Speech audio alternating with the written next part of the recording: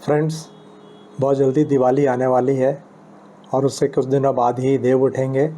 और अपने देश में शादियों का मौसम शुरू हो जाएगा। इस साल की शादियां वैसे भी बहुत ख़ास होने वाली हैं क्योंकि पिछले 2-3 साल से पूरा देश कोरोना से जूझ रहा था और इस साल अगर आपने देखा होगा जितने भी फेस्टिवल्स हैं, चाहे वो दशहरा हो या इसके पहले के और भी जो नवरात्र के फेस्टिवल्स निकले हैं, उसमें लोगों में जो जोश था, लोगों में जो एक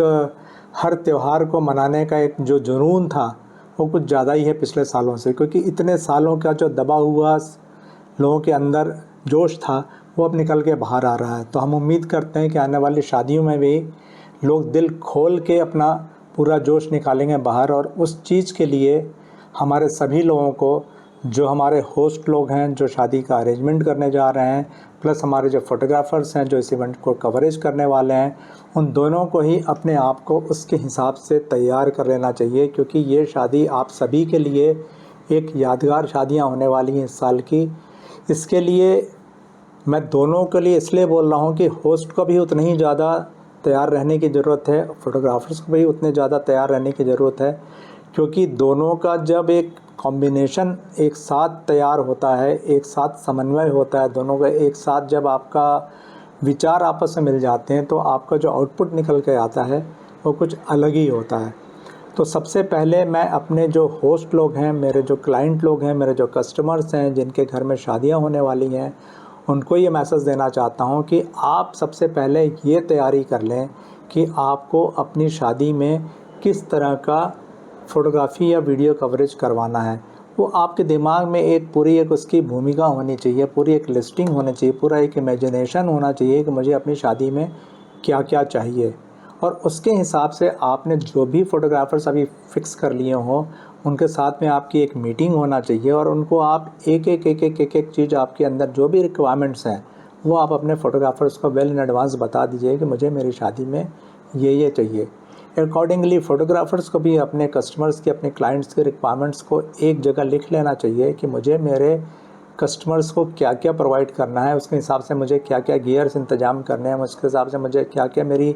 टीम में लोगों को ज़रूरत होगी, उसके हिसाब से मुझे किस किस को कैसी कैसी ट्रेनिंग देनी है, जॉब असाइनमेंट करना है या हर किसी को क्या टास्क असाइन करना है, वो आपको पहले से फ़िक्स करना होगा। अब क्लाइंट और फोटोग्राफ़र दो लोगों के बीच की एक और कड़ी होती है, वो होता है आपका डेकोरेटर। तो मेरा सारे क्लाइंट से ये रिक्वेस्ट है कि आपका जो डेकोरेटर होगा, आपके इवेंट का जो डेकोरेशन करने वाला होगा, उसको अपने फ़ोटोग्राफ़र से एक बार मीटिंग ज़रूर करवा दीजिए। क्योंकि बहुत सारी चीज़ें ऐसी होती हैं डेकोरेशन पॉइंट ऑफ व्यू से जो लोग फ़ोटोग्राफ़ी एंगल से नहीं कर पाते हैं। ख़ास तौर पे वहाँ का जो लाइट अरेंजमेंट होता है, कभी कभी ऐसा हो जाता है जो कि फ़ोटोग्राफ़र्स को परेशान करता है। फॉर एग्ज़ाम्पल, अगर आपने स्टेज के ऊपर ऐसी लाइट लगा दी जो कि ऑडियंस की तरफ फोकस्ड है अगर, तो वो फ़ोटोग्राफ़र को परेशान करेंगे।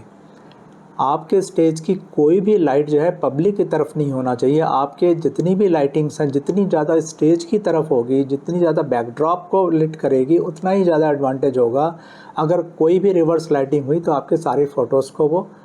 ख़राब करेगा। अकॉर्डिंगली और भी बहुत सारी चीज़ें हैं। फॉर एग्ज़ाम्पल, आपके ब्राइड और आपके ग्रूम ने आउटफिट किस कलर के बनवाए हैं, आपका बैकड्रॉप उससे सूट करता हुआ होना चाहिए। अगर आपने लाइट कलर के आउटफिट्स पहने हैं और अगर आपका बैकग्राउंड भी पूरा लाइट कलर का, फॉर एग्ज़ाम्पल अगर आपने बिल्कुल ऑफ वाइट कलर की शेरवानी पहनी है और ऑफ वाइट कलर का ही लहंगा भी पहना है और पीछे अगर आपने वेणी टाइप के फूलों का डेकोरेशन करा रखा है, बेला टाइप के फूलों का डेकोरेशन करा रखा है, वाइट कलर के फूलों का डेकोरेशन करा रखा है, तो उसमें आपकी फ़ोटोज़ कभी अच्छी नहीं आएंगी। आपका और आपके बैकड्रॉप का कॉम्बिनेशन अभी कंट्रास्ट में होना चाहिए। अगर आपने लाइट ड्रेस पहनी है तो आपका बैकग्राउंड डार्क होना चाहिए, अगर आपका बैकग्राउंड लाइट है तो आपकी आउटफिट्स डार्क होना चाहिए। ये आपको अपने पास एक वेल इन एडवांस प्लानिंग करना बहुत ज़रूरी है। उसके बाद आपका जो फ़ोटोग्राफ़र है जिसको आपने कॉन्ट्रैक्ट दिया हुआ है, उसकी मीटिंग आपके अपने शादी के इवेंट के पहले 1-2 मीटिंग्स साथ में लेना बहुत ज़रूरी है। आपको उसको बताना होगा कि मुझे क्या क्या चाहिए, किस किस समय चाहिए और किस किस सीक्वेंस में चाहिए और क्या क्या चाहिए। बहुत सारी शादियों में ऐसा होता है कि आपका जो फ़ोटोग्राफ़र्स होता है वो आपके फैमिली वालों को पहचानते ही नहीं हैं। तो नॉर्मली क्या होता है कि जो घर के मेन लोग रहते हैं, जो की पर्सन्स रहते हैं, उनकी फ़ोटोग्राफ छूट जाती हैं क्योंकि वो काम-काज में बिज़ी रहते हैं, अपने अरेंजमेंट्स में बिज़ी रहते हैं। ख़ास तौर पे जो अगर लड़की की शादी है तो लड़की का ब्रदर जो होता है, लड़की के फ़ादर जो होते हैं, लड़की के अंकल होते हैं, वो लोग अपने इंतज़ामातों में इतने ज़्यादा मशगूल रहते हैं कि वो कवरेज नहीं हो पाता उनका। तो आपको या तो अपने घर के किसी एक मेंबर को फ़ोटोग्राफ़र के साथ में अटैच कर दीजिए कि वो पूरे टाइम उनको गाइड करता रहेगा कि किन किन लोगों की फ़ोटोज़ आनी हैं, कौन कौन घर के इम्पॉर्टेंट लोग हैं, उनकी फ़ोटो कवरेज होना बहुत ज़्यादा ज़रूरी है। यहाँ मेरा एक मैसेज कस्टमर और फ़ोटोग्राफ़र्स दोनों के लिए ही है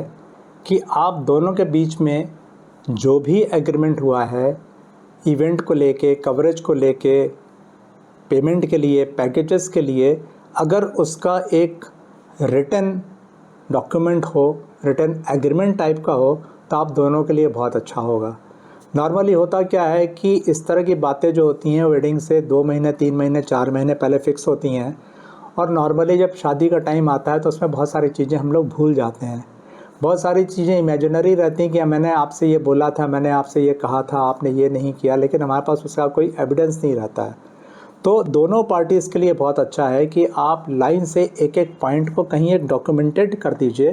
कि मैं ये आपकी वेडिंग में करूँगा और ये मेरा उसके लिए चार्जेस रहेंगे। अकॉर्डिंगली क्लाइंट्स को भी इजी रहेगा कि मैंने ये आपसे मांगा था, उसके बदले में मैंने ये देने का आपको वादा किया था और ये आपको मुझे देना है। तो दोनों के लिए एक विन विन सिचुएशन रहेगी, किसी को कोई कन्फ्यूज़न नहीं रहेगा।